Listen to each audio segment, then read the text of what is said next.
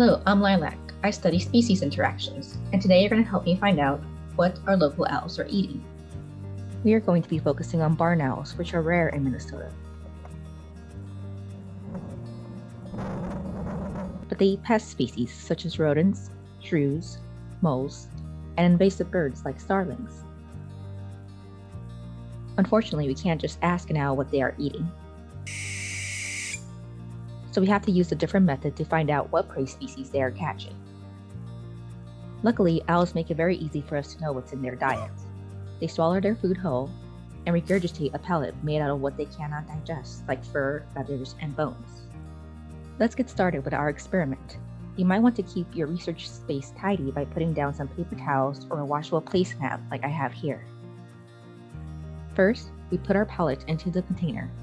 The pellets have been sterilized, so it's safe to touch them. Add water to the tube with the soap, mix it up, then add the soap solution to the owl pellets. Add more water to the container, make sure the container lid is on and secure, and shake until the pellet breaks apart.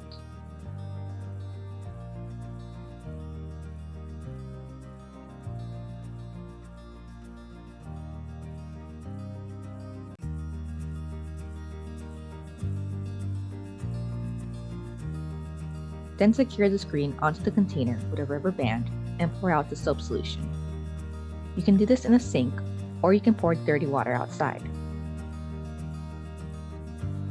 Now add and remove water to rinse the contents until the soap is gone. Carefully pull the bones out of the container and onto the weight boat.